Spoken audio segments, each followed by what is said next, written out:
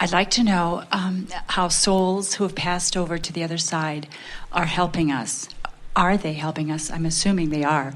And how we can work with them or let their assistance in to help us. When you think about how you are source energy, you are in physical form, you launch further rockets of desire, and source becomes that. Those friends that you have known in physical form who are now non-physically focused, they are part of that non-physical energy that is calling you toward what you are wanting. And the more closely you associate with them, the more refined, specific help they can give you, because your expectation of their calling, so to speak, is keener than when you are just thinking in terms of the nebulous non-physical that is rooting for you. Because when you think about it, it's all about attention or focus. It's a huge non-physical team of assets, you might say, that are all working toward the outcome that you have defined as your desire through the life that you are living. So they're part of that team. They are part of that team. They are a big part of that team. Yeah. And often, that's why often you'll hear in your mind's ear, you'll hear them encouraging you in a specific way in which you know it is them. A familiar words in a song or a phrase that they commonly used that is appropriate for this moment, that sort of thing is the way that you most often hear them. You can feel them. Have you ever had that feeling that someone that you knew and loved was there with you, and you even are able to identify who it is? There is nothing that is dead about non-physical at all. The other day, Jerry and Esther were in one of their favorite restaurants in San Diego. They went there specifically to relive old times, so to speak. It was the first place that Esther ate swordfish with Jerry, and they still believe that it is the best swordfish that they eat anywhere, and they eat swordfish everywhere.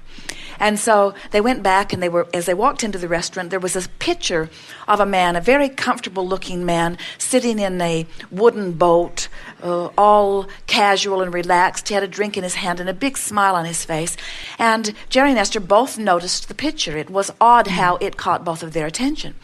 And Jerry asked the hostess, "Who is that in the picture?" And she said, "It is Mr. So-and-so. He is the owner of this restaurant, or this chain of restaurants, and he has recently died."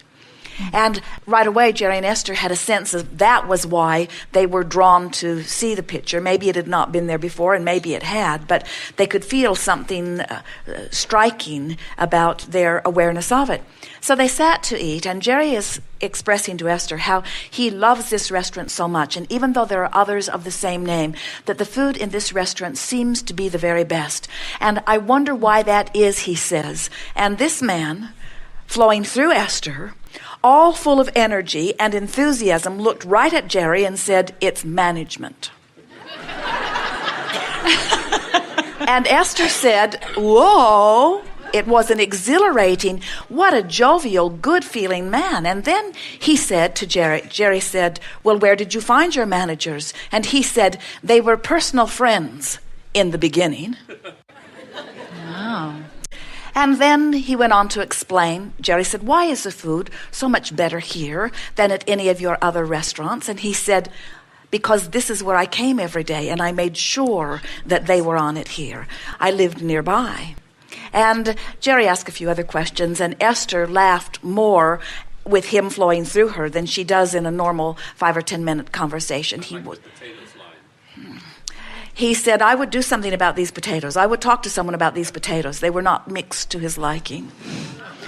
A sort of a gratin potato with big lumps in it. It was not smooth in the way that he liked it. And so Esther said, I don't know why we even think in terms of non-physical as being separate from us, because it is so not separate.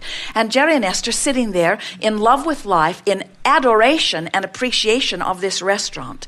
And Esther, with her open valve, this man flowed right through and had lunch with them and commented even on what was going on, playfully answering all of Jerry's questions. And so then Jerry went to another woman in the restaurant and he said, how long have you worked here? And she said, 20 years. And Jerry said, did you know the owner? And she said, oh, yes, I knew him very well. And Jerry said, did he eat here? And she said, every day. He kept us on our toes. Wow. He lived nearby. And so we think it is time for all of you to accept that there is no necessary separation between what is physical and non-physical.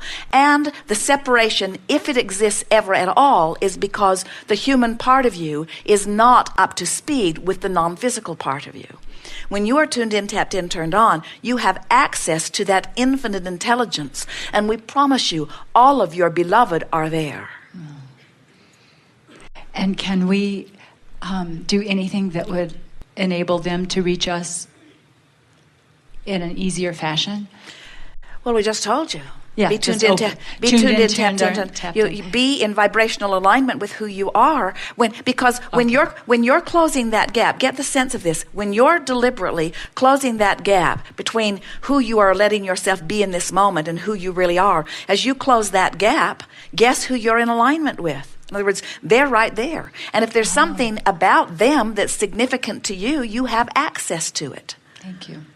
You can paint with the most powerful of the painters. You can write music with the most powerful musicians. You can sing with the most achieved singers. In other words, you have access to all that they know. And they are leading edge knowers, having been through this cycle of life that we are describing, you see. Yeah.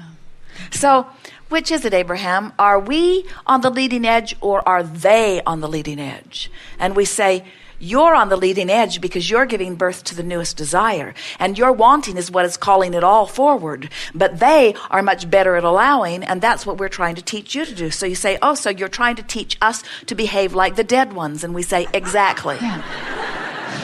Since there is no death. Isn't like bringing heaven on earth?